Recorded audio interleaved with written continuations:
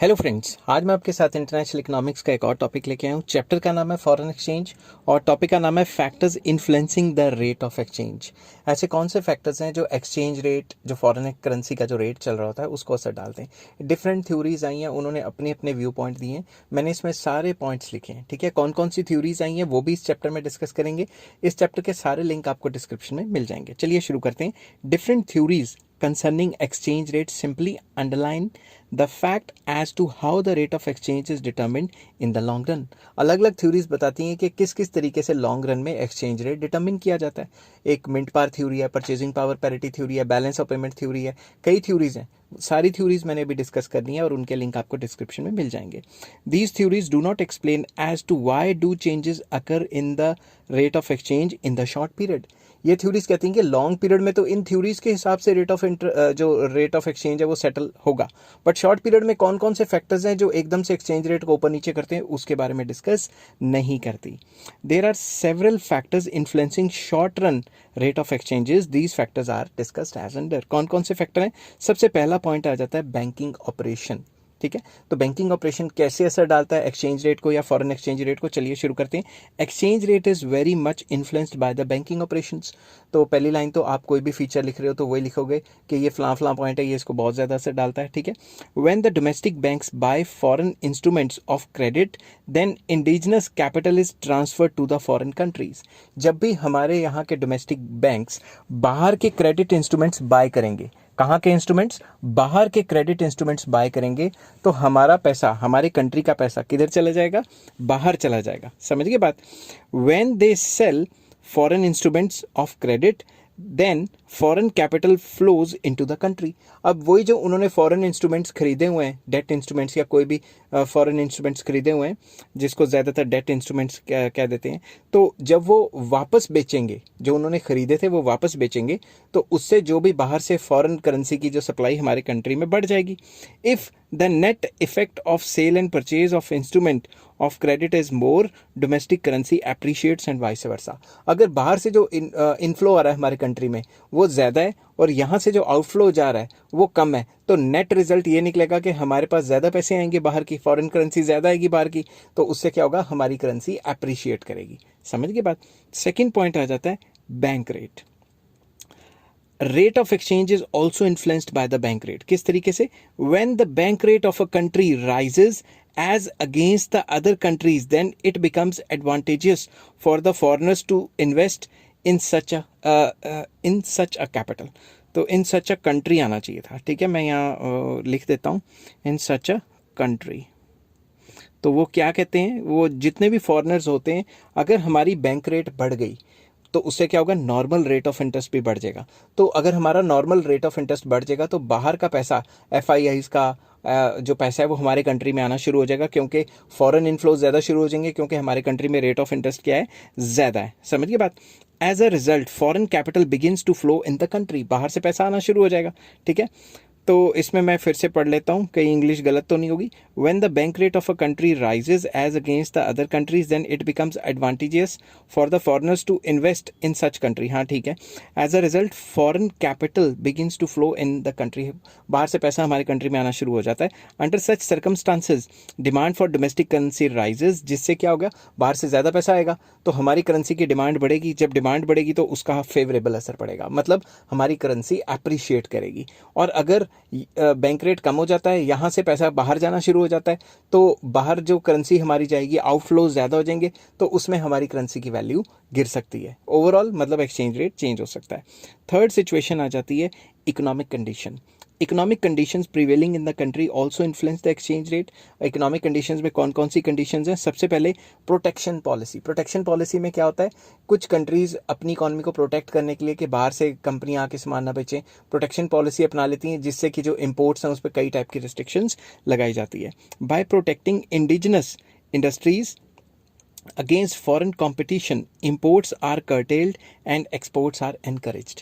तो जो बाहर से इंपोर्ट आ रहे होते हैं उनको क्या कहते हैं? कर्टेल किया जाता है, कम किया जाता है, उनको डिस्करेज किया जाता है टैक्स टुक्स लगा लगा के। ठीक है, और जो एक्सपोर्ट्स हैं उनको एनकरेज किया जाता है। तो इससे क्या होगा? कंसिक्वेंशियल favourable balance of payment turns rate of exchange in favour of that country. तो इससे क्या होगा? बाहर से जो पैसा आता है वो ज़्यादा हो जाएगा क्योंकि हम एक्सपोर्ट्स ज़्यादा कर रहे हैं, और अगर इंपोर्ट्स कम कर रहे हैं तो बाहर जो पैसा जा रहा है हमारा वो कम हो जाएगा। इससे हमारे बैलेंस ऑफ पेमेंट फेवरेबल हो जाएंगे और हमारे कंट्री में ज़्यादा पैसा बाहर से आएगा तो हमारे कंट्री के लिए फेवरेबल रहेगा, तो इससे हमारी करेंसी अप्रिशिएट कर सकती है। ठीक है, नेक्स्ट आ जाता है वॉर और peace. Peace in a country and peace in the country and stable, impartial and efficient government raise the confidence of foreigners. अगर कंट्री में पीस है या फिर स्टेबल गवर्नमेंट है, इम्पार्शियल है या एफिशिएंट गवर्नमेंट है, तो उससे क्या होगा, फॉरनर्स का कॉन्फिडेंस बढ़ेगा।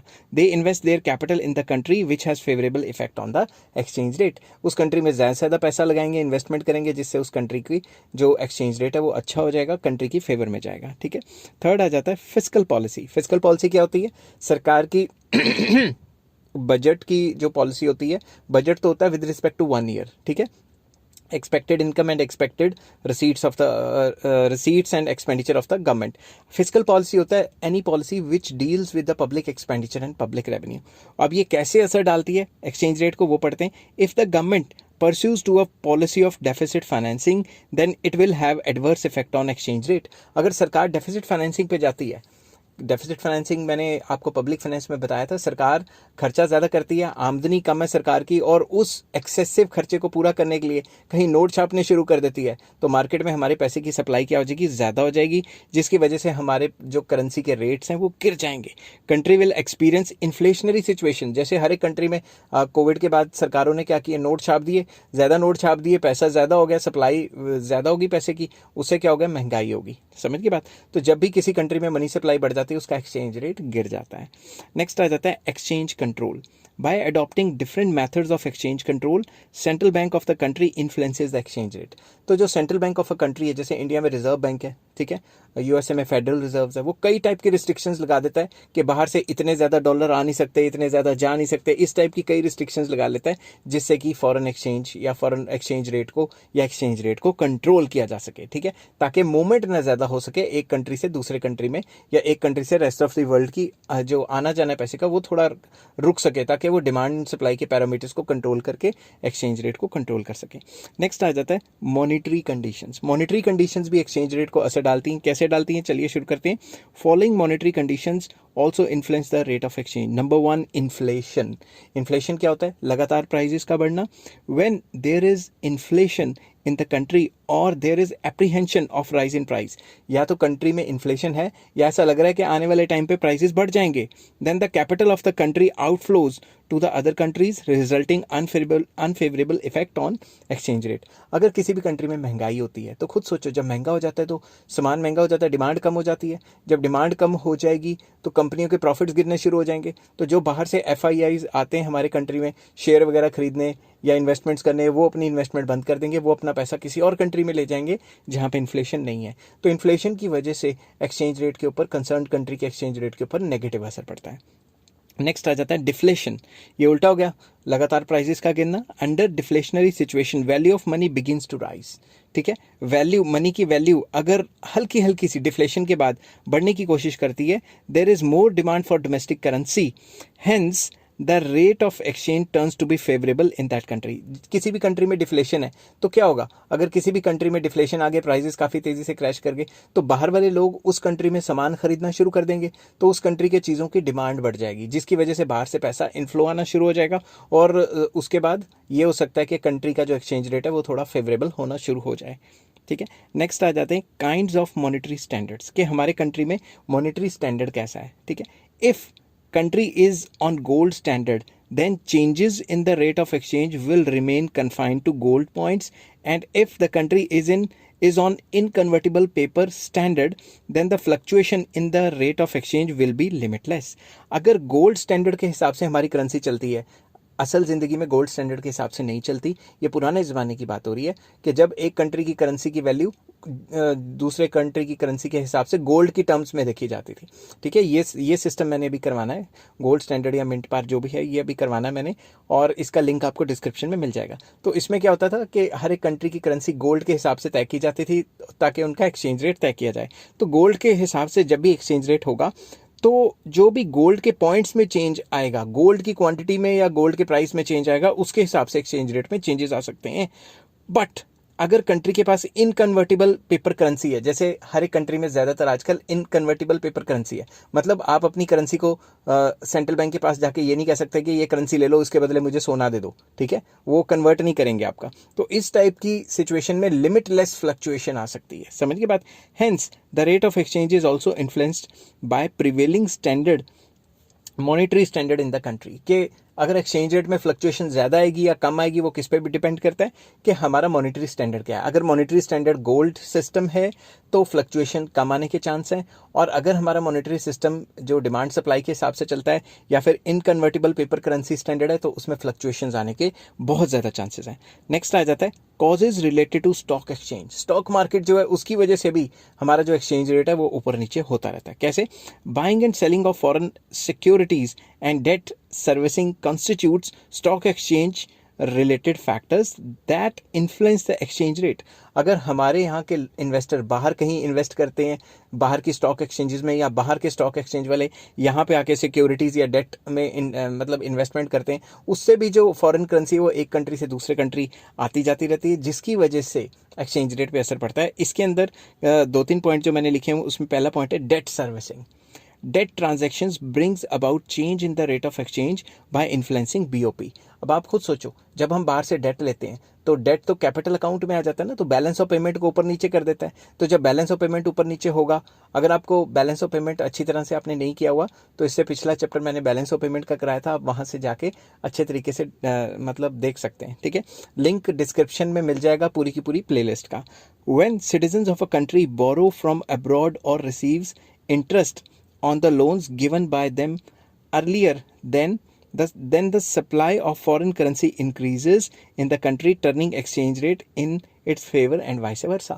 Simple words में, अगर आप बाहर से डेट ले रहे हो तो भी बाहर से डॉलर आ रहे हैं, या फिर आपने डेट दिया हुआ उसका रेट ऑफ इंटरेस्ट ले रहे हो तो भी बाहर से डॉलर आ रहे हैं, तो इस केस में डेट सर्विसिंग के केस में आपका क्या होगा, आपका रेट ऑफ एक्सचेंज फेवरेबल हो जाएगा। मैं फिर से रिपीट कर दूं, अगर आपने बाहर से डेट लिया है, ठीक है, तो कैपिटल अकाउंट में आ जाता है डेट, तो बाहर से डॉलर आएंगे, ठीक है ना, तो वो भी हमारे लिए फेवरेबल होंगे, ठीक है। और अगर आपने बाहर पहले का डेट दिया हुआ है उसका रेट ऑफ इंटरेस्ट ले रहे हो तो वो भी हमारे लिए फेवरेबल होगा, क्योंकि बाहर से इनफ्लोज आ रहे हैं, समझ की बात। तो वो हमारे एक्सचेंज रेट को पॉजिटिव असर डालेगा।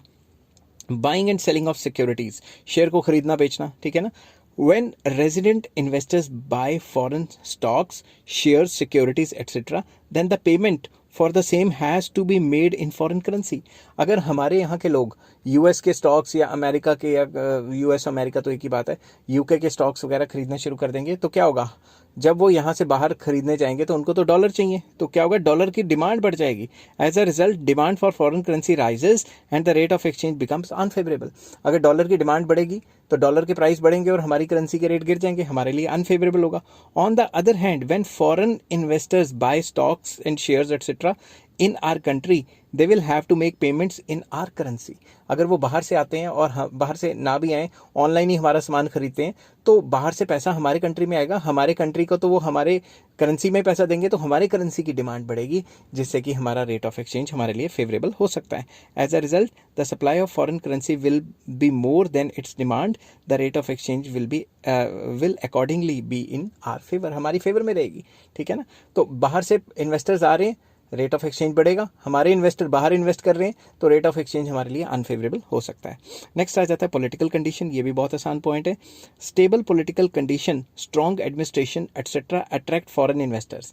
अगर स्टेबल गवर्नमेंट है, पॉलिटिकल सिस्टम हमारा अच्छा है, डेमोक्रेसी है, तो बाहर से इन्वेस्टर्स एनकरेज होंगे। As a result of it demand for domestic currencies goes up, क्योंकि बाहर से इन्वेस्टमेंट करेंगे वो, तो हमारी करेंसी की डिमांड बढ़ जाएगी, उनकी करेंसी की सप्लाई बढ़ जाएगी, तो उनकी सप्लाई बढ़ने से और हमारी डिमांड बढ़ने से क्या होगा, हमारी जो वैल्यू है वो अप्रिशिएट कर जाएगी, ठीक है, तो हमारी एक्सचेंज रेट में फेवरेबल असर होगा। ऑन द अदर हैंड, अगर हमारा पॉलिटिकल सिस्टम अच्छा नहीं है, जैसे फॉर एग्जांपल कई कंट्रीज़ में पॉलिटिकल सिस्टम अच्छा नहीं है, अफगानिस्तान का एग्जांपल ले लो, और भी कई कंट्रीज़ हैं जहाँ पे हमेशा डिस्टर्बेंसेस रहती हैं, वहाँ पे फॉरेन इन्वेस्टर्स शाई फील करते हैं जाने में, तो वो अपना पैसा डालेंगे नहीं, तो उनकी एक्सचेंज रेट अप्रिशिएट तो क्या ही होगी, डेप्रिशिएट ही होती रहेगी, ठीक है। नेक्स्ट है trade movements. changes in the value and volume of import and export of a country have essential effect on the rate of exchange. अगर हम वैल्यू और वॉल्यूम ऑफ इंपोर्ट एक्सपोर्ट को देखें तो ये भी एक्सचेंज रेट को असर डालती हैं. कैसे? If the import exceeds export, अगर हमने इंपोर्ट ज़्यादा किए हैं और एक्सपोर्ट हमने कम किए हैं तो डिमांड फॉर फॉरेन करेंसी ज़्यादा होगी और जिसकी वजह से हमारी करेंसी का रेट गिर सकता है. समझ की बात? दूसरी तरफ ऑन द अदर हैंड या on the contrary, if export ज़्यादा है और इंपोर्ट कम है तो क्या होगा? हमारी डोमेस्टिक करेंसी की डिमांड बढ़ेगी जिससे हमारा रेट फेवरेबल हो सकता है. समझ की बात? नेक्स्ट आ जाता है कैपिटल फ्लो. कैपिटल का फ्लो भी असर डालता है कि एक्सचेंज रेट कैसा होगा. Flow of capital from one country to another also effect the exchange rate. कैसे? If the capital from USA flows to India the demand for Indian rupee in the exchange market will increase and vice versa. ठीक है, तो अगर इसकी demand बढ़ जाए, जैसे मान लो अमेरिका से इंडिया में पैसा लग रहा है तो बाहर से वो डॉलर लेके आएंगे और यहाँ पे आके इंडियन रुपीस खरीदेंगे, तो वो किसके लिए फेवरेबल हुआ? वो इंडिया के लिए फेवरेबल हुआ. फेवरेबल मैं शॉर्ट फॉर्म लिख लेता हूँ, favourable for India. And vice वर्सा का मतलब है इंडिया, एंड वाइस वर्सा का मतलब है कि अगर हमारे यहाँ से लोग निकल के कहीं बाहर चले जाएंगे तो दूसरे करेंसियों की डिमांड बढ़ जाएगी, दूसरी करेंसीज की डिमांड बढ़ जाएगी, जिससे हमारा जो रेट ऑफ एक्सचेंज है उस पर अनफेवरेबल इफेक्ट पड़ेगा. नेक्स्ट आ जाता है स्पेकुलेशन. स्पेकुलेशन से भी एक्सचेंज रेट बड़ा असरदार होता है. Speculation in foreign exchange markets also causes fluctuations in the rate of exchange. कई बंदे क्या होते हैं, स्पेकुलेट करके रख लेते हैं करेंसी को कि कल को महंगी होगी फिर बेचेंगे, या थोड़ा इस टाइप की गेम्स वगैरह खेलते हैं. जो बहुत अमीर कबीर है वही खेल सकते हैं, आम बंदा तो नहीं कर सकता, क्योंकि आम बंदा 100 200 500 हज़ार डॉलर इकट्ठे करके भी रख लेगा घर में तो कोई फ़र्क नहीं पड़ेगा. मगर जो कई लोग हैं, जो बिजनेसमैन हैं या फिर जो करेंसी पे ट्रेडिंग करते हैं, वो कई करोड़ों डॉलर मार्केट से गायब करके होल्ड कर लेते हैं अपने पास. ठीक है ना? If the speculators aspects a rise in the rate of exchange of rupee in the future, they will demand more of it. अगर स्पेकुलेटर सोचते हैं कि किसी भी करेंसी का रेट बढ़ेगा, मैंने यहाँ इंडिया के रुपए की एग्जांपल ली है, अगर किसी भी करेंसी का रेट बढ़ेगा तो वो उसकी डिमांड बढ़ा देंगे. There will thus be a tendency for the rate of exchange of rupee to rise. तो अगर स्पेकुलेटर्स को लगता है कि आने वाले टाइम पे किसी भी करेंसी की वैल्यू ज़्यादा होगी तो वो उसको स्पेकुलेट करना शुरू कर देंगे, तो मार्केट से जो सप्लाई है वो हल्की हल्की कम होनी शुरू हो जाएगी, तो उस करेंसी में अप्रिसिएशन आनी ही आनी है. समझ की बात? आई होप ये सारे के सारे पॉइंट्स आपको समझ आए होंगे. नंबर वाइज पॉज करके आप राइट डाउन भी कर सकते हैं. ये सारे फैक्टर्स थे जो हमारी या किसी भी कंट्री की एक्सचेंज रेट को असर डालते हैं. इस चैप्टर के बाकी सारे लिंक आपको डिस्क्रिप्शन में मिल जाएंगे. अगर आपको ये वीडियो पसंद आई हो तो please like share and subscribe. Take care, bye bye.